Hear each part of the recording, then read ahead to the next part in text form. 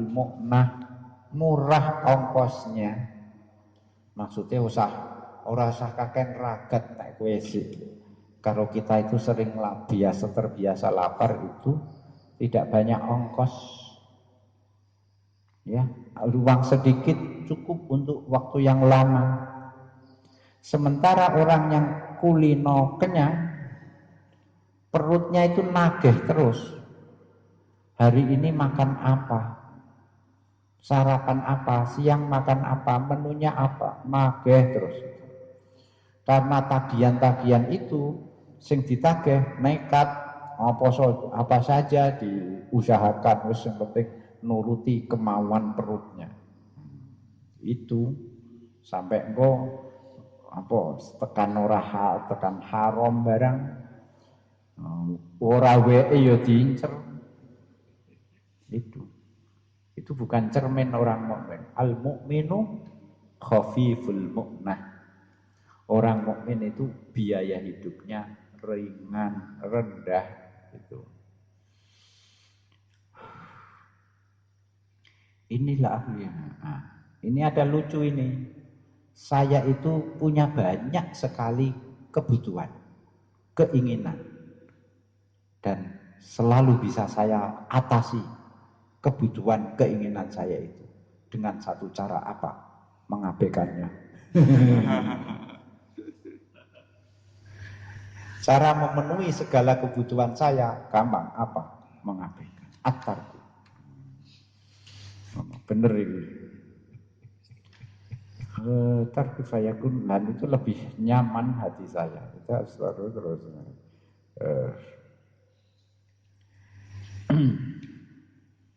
Orang yang banyak makan itu tercela dari 3. Fi salasati ahwalin. Siapapun orangnya maksudnya. Kalau dia itu ahli ibadah, berubah jadi malas. Kalau dia ahli bekerja, nanti berbahaya. Kalau dia manyadhulu alaihi syai'un fala yansifu min nafsihi. Kalau dia tidak bekerja apa-apa, ya nanti akan kemasukan apa-apa yang tidak halal. Intinya sababu halakin nas hirsuhum 'alad dunya.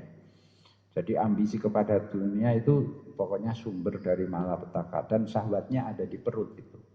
Kalau perutnya terpenuhi nanti syahwatnya ke farji. Yes. Yang ke-10 terakhir faedah dari lapar itu bisa mengalah dan mudah bersedekah. Berarti kita teknis ini. Kalau kita sering lapar itu ngalahan.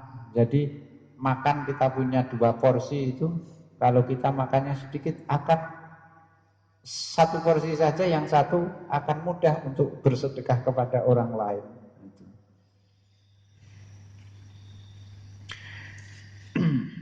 Jadi seperti hadis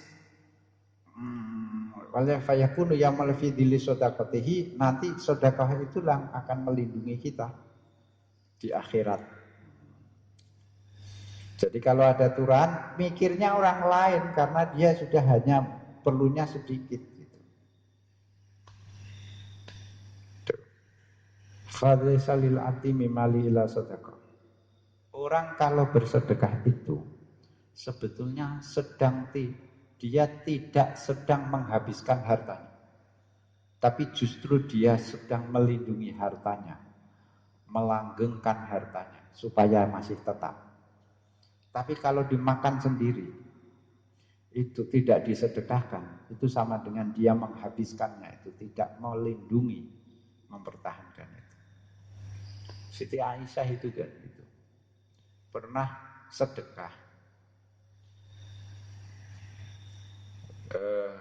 merasa terlalu banyak, terus kemudian lapor ke Rasulullah. Saya itu punya, saya lupa jumlahnya berapa. Saya itu punya uang 10.000. Sidik 10 juta. Wahai Rasulullah, saya sedekahkan 9 juta. Akhirnya hanya sisa 1 juta. Apa jawab Rasulullah? Kebalik logikamu. Justru yang kamu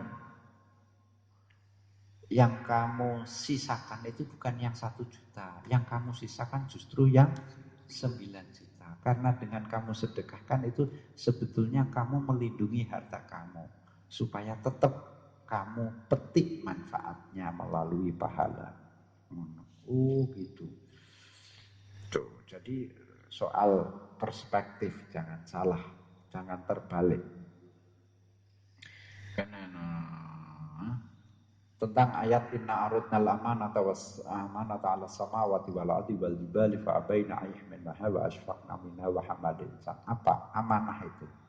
Allah itu menawarkan amanah kepada langit, bumi, gunung. Nolak semua. Ketika ditawarkan ke manusia, nyanggupi manusia. Apa amanah itu?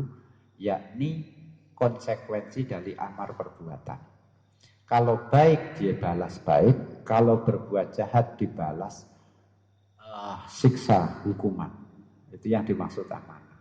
Makanya langit, bumi, gunung berbuat salah, berbuat benar tidak dapat apa-apa. Tapi manusia berbuat baik dapat pahala, berbuat jahat itu. Manusia menyanggupi itu. Padahal berat itu. Innahu kana zaluman jahula.